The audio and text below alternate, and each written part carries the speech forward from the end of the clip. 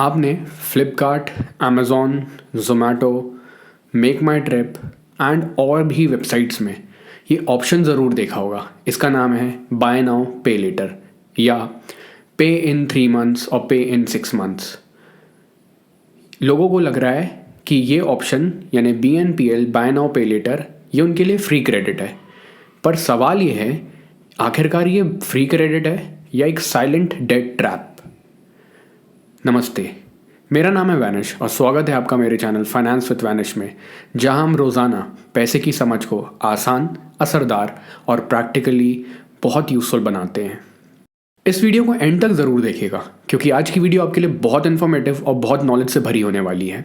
क्योंकि आज हम डिस्कस करेंगे BNPL यानी बाय नाउ पे लेटर के बूम के बारे में, और साथ ही साथ RBI की नई गाइडलाइंस बाय नाउ पे लेटर को क्या है और साथ ही साथ इसमें क्या फ़ायदे और क्या नुकसान है।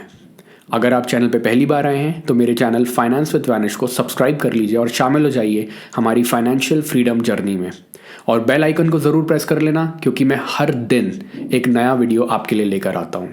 तो आखिरकार ये BNPL यानी बाय नाउ पे लेटर है क्या?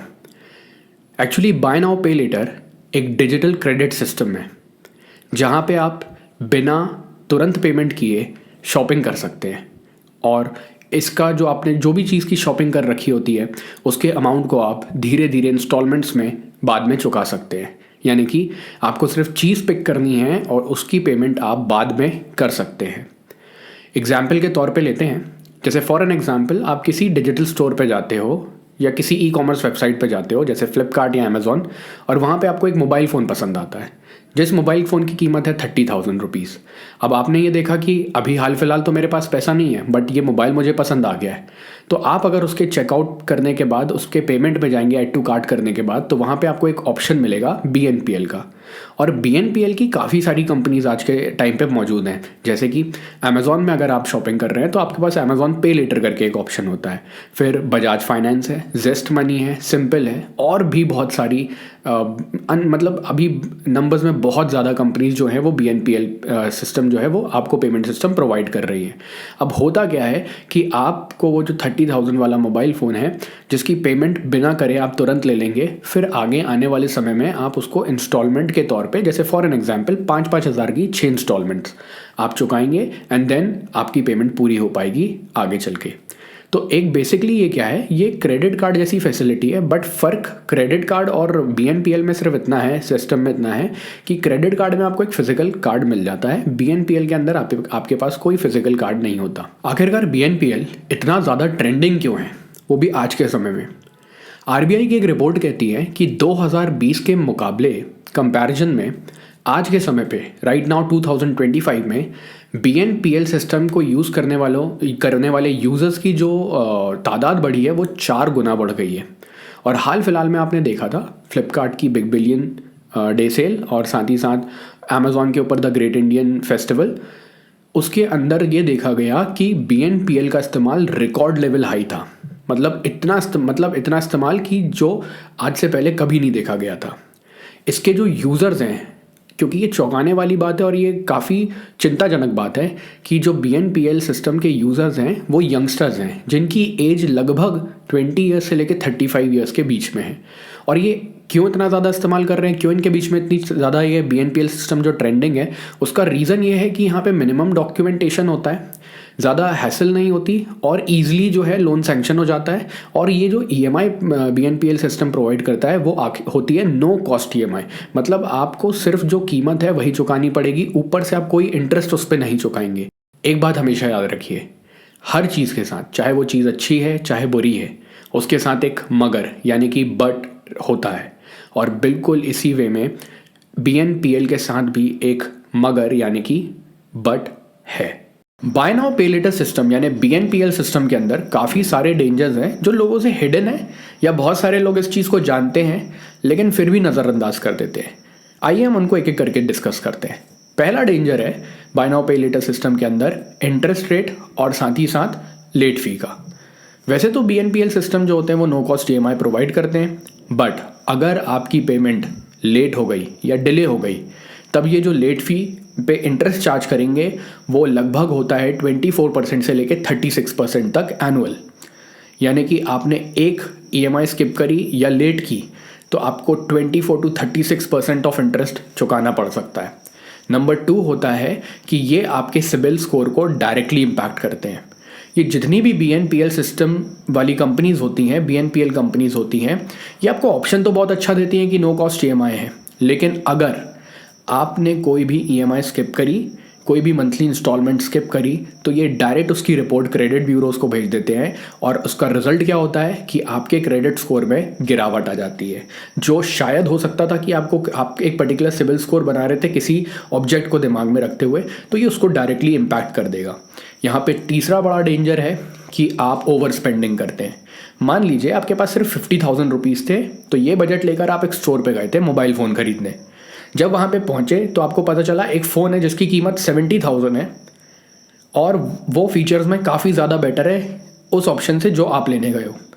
तो सेल्स पर्सन आपको बोलेगा कि आप 50,000 का फ़ोन वैसे भी ख़रीदने आए थे, तो आप थोड़ा सा बजट बढ़ा के 70,000 का फ़ोन ले सकते हैं।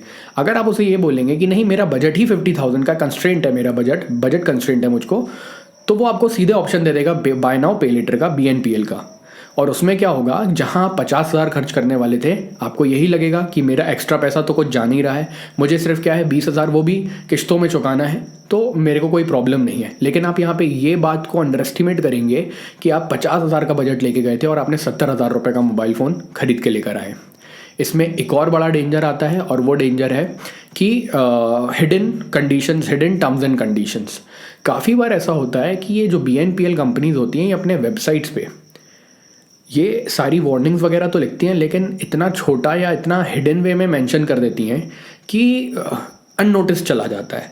और ये इसमें होता क्या क्या है, यहाँ पे होता है प्रोसेसिंग फ़ीस, जो आपको बताया जाएगा कि मतलब आप जब अग्री कर जाएंगे कि BNPL सिस्टम लेना है तब आपको बताया जाएगा कि एक प्रोसेसिंग फ़ीस है, GST है और ऐसे करके कुछ और चार्जेस भी हिडन होते हैं जो शायद हमारे नज़र से चूक जाते हैं, हमारी नज़र उन पे नहीं पड़ती है क्योंकि इस तरीके से वहाँ पे मेंशन किए जाते हैं। इतना ज़्यादा बढ़ता हुआ यूज़ BNPL का देखते हुए, इतना ट्रेंडिंग यूज़ देखते हुए RBI ने अपनी नज़र BNPL सिस्टम के ऊपर तेज़ कर दी है। बिजनेस स्टैंडर्ड की रिपोर्ट कहती है कि BNPL पे ऑलरेडी प्लानिंग हो चुकी है, काम एग्जीक्यूट करने पर है कि यहाँ पे BNPL पे थोड़ी लिमिट्स लगाई जाएंगी। लिमिट्स कैसी, जो भी आपकी EMI होगी वो इनकम के 10-15% तक ही होगी।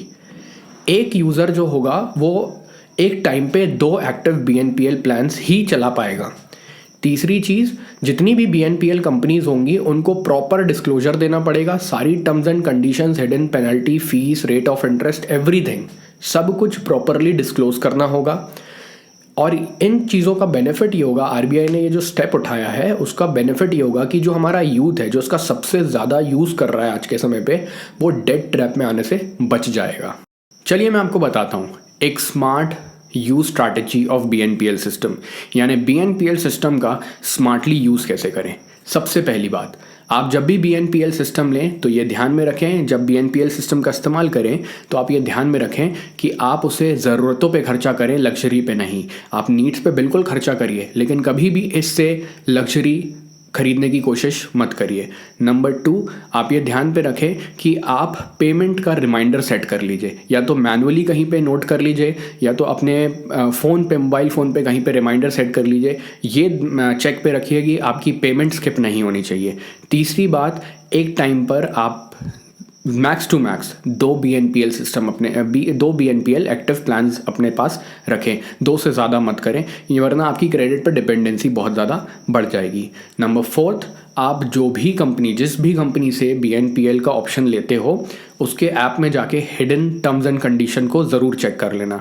और 5वीं और सबसे इम्पॉर्टेंट बात, ये एक सजेशन है, ये एक एडवाइस है, ये कम्प्लीटली आपका डिसीजन होगा, आप लेना चाहते हैं तो लें, नहीं तो no problem in that. BNPL system से ज़्यादा बेटर होते हैं क्रेडिट कार्ड, क्योंकि वहाँ पे प्रोटेक्शन ज़्यादा होती है और साथ ही में जब आप क्रेडिट कार्ड का इस्तेमाल करते हैं तो आपको रिवॉर्ड्स और पॉइंट्स वगैरह मिलते हैं जिसका आपको बेनिफिट ही होता है।